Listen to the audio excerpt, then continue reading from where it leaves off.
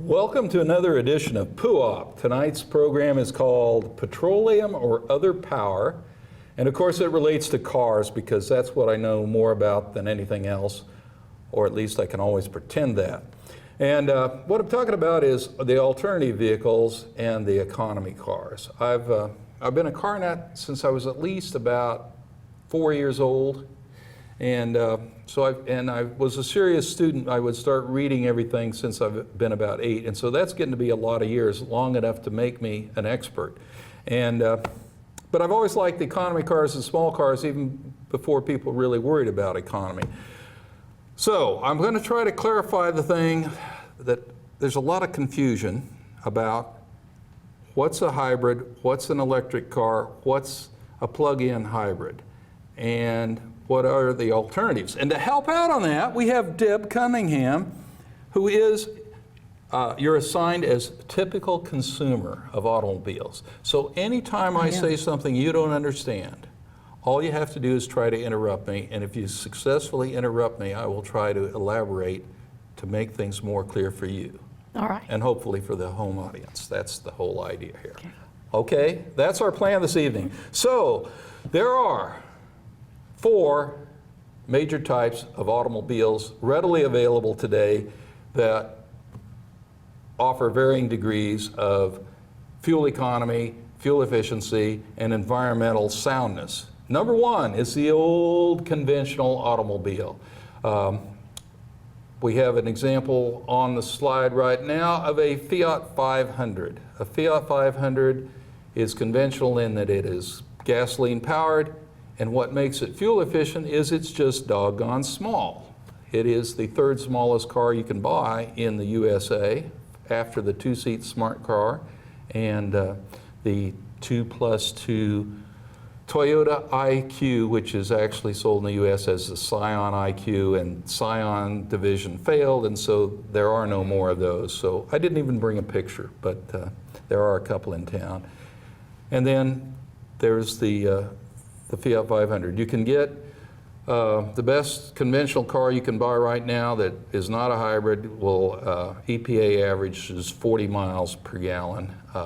The Fiat 500 is not it. What it is called a Mitsubishi Mirage, and they're so rare. I've only seen 2 of them in Salina ever, and have no pictures. The next other end of the extremes is also one of the oldest cars, and should have been. You got to kind of wonder why it didn't become the conventional car. 100 years ago, in the 19-teens, the number 1 alternative car was the total electric car, battery plug-in electric car. Today's most famous is the Tesla S we're showing right now.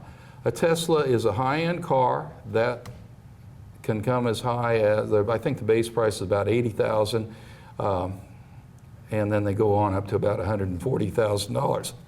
But in the 19-teens, 100 years ago, the Detroit Electric was kind of the premier electric car. There is one on display over in Abilene at the Eisenhower Museum. It belonged to the Dowd family, Mamie's family.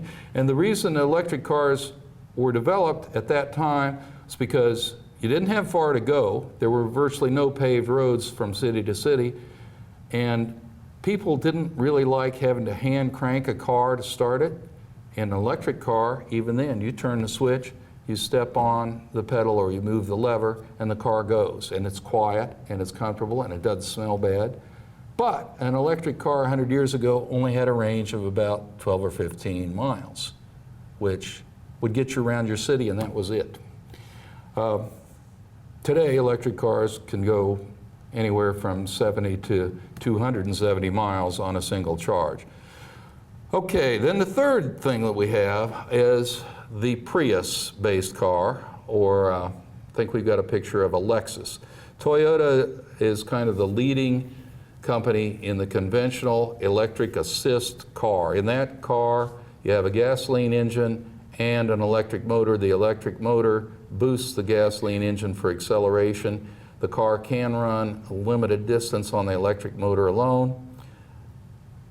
And you just put gasoline in the car, it generates its own electricity. either directly off the engine or when you're coasting and braking. The next type of hybrid is more rare and kind of more interesting, and I actually just bought my first one a couple weeks ago because it's just taken that much time. They first came out in about 2011, and the Chevy Volt is the #1 example of what is called a range extender hybrid. Now, range extender is a California regulatory phrase, range extender. Like, would that mean anything to a regular consumer? A range extender? No. No. I didn't think so. Do you have a clue if somebody said generator? A generator that makes electricity. So a range extender hybrid is a generator hybrid. You plug it in, you charge the battery, the car will run 35 to, well, the EPA rating on a Volt is 38 miles on the battery charge, and then the range extender starts. That's the gasoline engine. The big difference between a Volt and a Toyota or Prius type hybrid is that the gasoline engine never actually drives the car. It only drives the generator. The car always drives on electric motor. And so it qualifies, the reason they did that is it qualifies for the $7,500 federal tax credit as an electric car, even though when you run out of electricity, instead of having to find a place to plug in and wait 12 or 18 hours, the gas engine comes on and generates enough electricity to keep you going. Any rate, that kind of car is also known as a plug-in hybrid. Currently, if you're at all interested in fuel economy and air pollution related to cars, the best guide is the government's fueleconomy.gov, which you look up on the internet. You'll find that there are approximately 103 hybrids available, 32 plug-in hybrids, and 45 electric. And this is the number of models in the 3 years, 2015, 2016, 2017. So there's really only about a third that many. But at any rate, and I've got to learn to quit saying at any rate. Can we cut that out? That's the source of most of this data that I'm coming up with is the EPA fueleconomy.gov. It's a good source. So once again, what are we looking at? We're looking at conventional internal combustion, electric cars that are purely electric, and then hybrids and plug-in hybrids, which are a combination of gasoline and electric. Compared to repairs on a conventional vehicle and to the electric cars. That's a great question. Can you explain? One of the amusing things is, I think we had, well, we don't have the picture of the Ford Focus, but of the Tesla, a total electric car has a lot less repair than a gasoline car. Total electric car, like the little Ford Focus that I've been driving around town that I think we'll have a video of later in the show as a separate segment, but there's no maintenance except to rotate the tires, check the brakes, check the cooling system, because an electric car still has a radiator and a fan like your gasoline car, because those lithium-ion batteries and that big electric motor do generate some heat. So they have a cooling system that's just about like a regular car. So you can check that coolant, and that's it for 100,000 miles with any kind of luck at all. No oil changes ever, except change the transmission oil at 100,000 miles. And I heard that the batteries, and there's more than one battery in these cars, are very expensive compared to going to buy a battery. That's why I like being a guy that does used cars. The little Ford Focus electric, which looks just like any other Ford Focus to the casual view, it says electric on it in 3 spots with badges. Otherwise, you would never notice it, except you might notice that it doesn't make any noise as an observer. And if you're real observant, you'd notice that it has a little round thing that looks like a gas filler on the front fender, and it doesn't have a gas tank filler anyplace else on the car. But what was the question? The thing about the electric car, that electric car is $30-some thousand new, 3 years old, still low mileage, it's $11,000 or $12,000. And there's nothing wrong with it. And it's guaranteed. You ask about the battery guarantee. Back to the question. Batteries are guaranteed 8 years, 100,000 miles. And the price of the batteries? The price of the battery is going to be high, like half the price of the car when it was new. However, I heard they were very high. Experience with Priuses, the #1 hybrid out there, which uses similar battery systems and recharge systems, is that they will frequently go 200,000 miles. Well, most people don't keep cars 200,000 miles. So if you buy it used for $12,000 and you run it to $100,000, $120,000, you don't care when it comes down to it, because you're probably not going to have to replace that battery. The other big thing is that they're changing rapidly, and for the better. Like so many electronic things, they keep getting cheaper. And at one time, it was $5,000 to replace the batteries in a Prius. You can now get it done for $2,800. And they last a lot longer than they guarantee. So it's not that critical a problem when you consider that any car wears out. Now the beauty of the electric car, I've metered them with the actual electricity it draws and done the math, and you get a little better than 4 miles per kilowatt hour, which gets you down to about 4 cents a mile. So when gas was $4 a gallon, it looks like a really good deal. When gas was $1.50, it wasn't that terrific, but it's still as good as 30 or 40 miles per gallon. So. But you have the inconvenience of having to. Well, how inconvenient is it? If you have a garage, which a lot of people do, or a garage, you pull into your spot, you do have to step out of the car, you can open the port, depends on which car it is. Like the Chevy Volt, the port opens with a button inside the car. With the Ford, you push the port like you're opening the gas cap deal, and you plug it in. And you leave the rig that you plugged in all the time. So it's Is that just a regular plug-in? Or Yes. do you have to install a special? You don't have to install a special. The regular 120-volt charger comes with all the plug-in hybrids and all the electric cars except the Tesla. Tesla is so powerful in order to get it recharged in a reasonable period of time, you have to have at least 240-volt charging outlet and have that wired in. But when you're spending an average of over $100,000 on the car, what's a few $100s to have an outlet put in your garage? What if you're not home and you reach a motel, a hotel? Realistically, especially we just had the Chevy. Well, we don't have the Ford Focus. What do we have in those pictures? We have a Chevy Spark electric photo. Pull that up. It's a little blue car. That's the Chevy Spark electric. It looks just like a Chevy Spark gasoline. Same story. It's good for about 70 miles. So you don't plan on travel cross country. You plan on traveling in and around your county and call it good. You can run to Lynchburg. You can run to Bennington.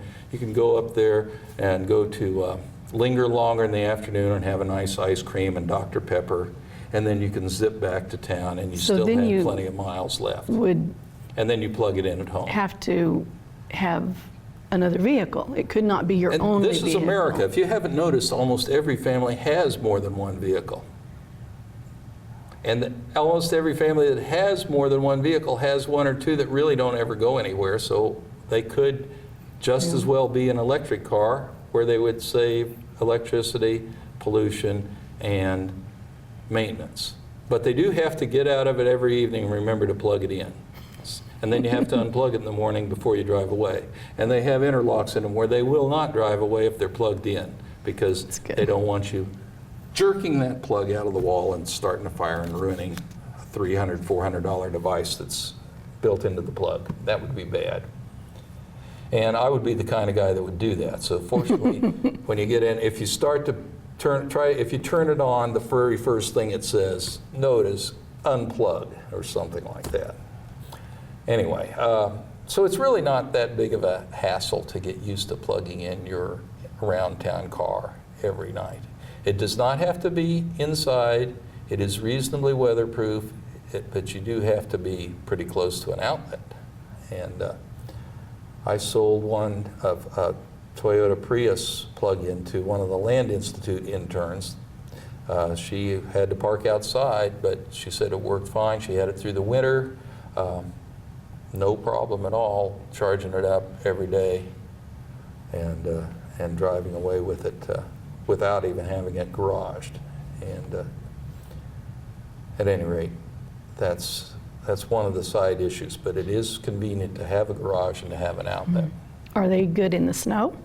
They are as good as any other front drive car, and particularly as good as any other front drive car that comes with the so-called eco tires, or the low rolling resistance tires, which actually a lot of cars have now to get you better gas mileage. I know my wife, I've been through hundreds of cars in years, and my wife's only selected 3. Well, the one she got is called a Toyota Venza, and even though it's a big, nearly SUV, kind of a station wagon, it has low rolling resistance tires. And it looks like it ought to be good in the snow, but it wasn't particularly. And that's all the tires. So if you lived in Denver, where they like electric cars because they have a pollution problem, and electric cars help fight that, it would be worthwhile to buy snow tires, and then that solves the problem. But almost all these cars are front engine, front drive, good weight balance. They will go in the snow. Just like anything else, you gotta be reasonable and careful and don't do anything too radical. Interesting thing about electric cars, some hybrids and the Chevy Volt, which is essentially an electric car with a generator, is that the heating and air conditioning is a heat pump like you could have in a house. So it's total electric. And so when you're sitting still, the only thing running is the heat and air conditioning motor. And when you have it plugged in, you can program it so that the car will be the temperature you want it to be when you go out to get in it. So summer or winter, you can have that thing 70 degrees inside if that's what you want when you get in it. And you're doing that on your house current, not on your driving range. Then when you unplug it, jump in and drive around, then you start using the battery. That meter is just a small example of all the electronic things that the car has on it. The main dashboard has, I don't think I have a photo of the main dashboard, but of course you've got your speed, and then it's got a device that tells you your trip meter, your actual remaining miles on the electric charge, and your remaining miles on the gas tank in that case of that car. So you know how much farther you've got to go before you need to worry about it. That other little meter that it shows is there's almost all economy cars have some form of computer that tells you what current gas mileage you're getting, and especially the electrics and hybrids have coaching systems that try to make you a better driver. This shows that I did that drive. You'll notice it says this drive at the meeting. I got 100% on driving style and 100% on climate setting. Well, the way you get 100% on climate setting is you put the windows down and you shut the climate system off, which is fine at the crack of dawn in the morning, but it doesn't work during the day.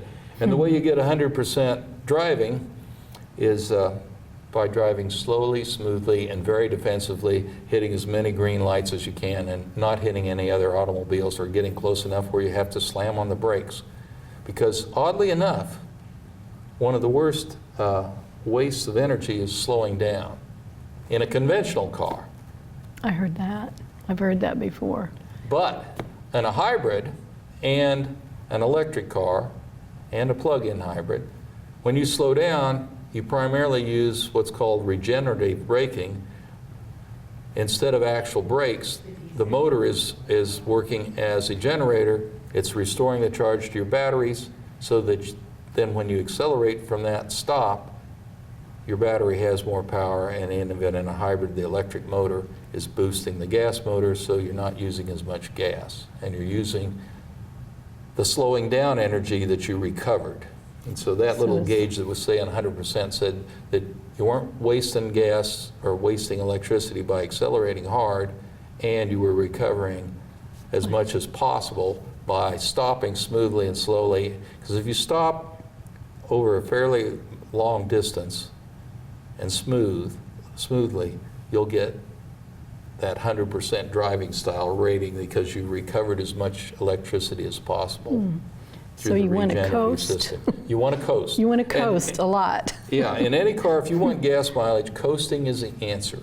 The longer you coast, the better mileage you get in any motor vehicle. And that's why, well, there's two big things. Every car I've ever had, you get better mileage in Colorado. Well, that's because even though it takes power to go up mountains, you make it back coming down the mountains because you use almost no fuel coming down the mountains, especially during prime tourist season when there's so many people there. You can only go 45 to 60. Well, it works out that almost any motor vehicle, 45 miles an hour is the perfect speed. You get the best combination of speed and economy. And that seems to be true on both the electric cars and gasoline cars. But it's not good to go from drive to neutral. You're not supposed to coast completely out of gear. Good point. Because you have no engine braking, and you also have no quick acceleration should you be in some bizarre situation where your best way to get out of trouble is to speed up. So yes, don't drive in neutral, but coasting in gear is good for your fuel economy. Okay, so we talked some of the fuel economy, we talked what hybrids are, what electric cars are, what conventional cars are, and those are the topics I wanted to cover tonight. We'll have a couple of videos attached to this that talk about actual drives in a Ford Focus electric and in a Chevy Volt plug-in hybrid. For a second there, I had a picture of the car. I'd like everybody to take a collection and buy one for me because I'm kind of a sports car guy at heart. This is a BMW i8. A BMW i8 is a plug-in hybrid sports car. It has the very cool scissors doors. It seats 4 if the back seat people are small and agile. Because and I've never seen one in the real metal and up close, but I understand that they have one at the Wichita dealer. I should go down there and look just to know. But those start out at about $140,000, so they're in the realm of a Tesla.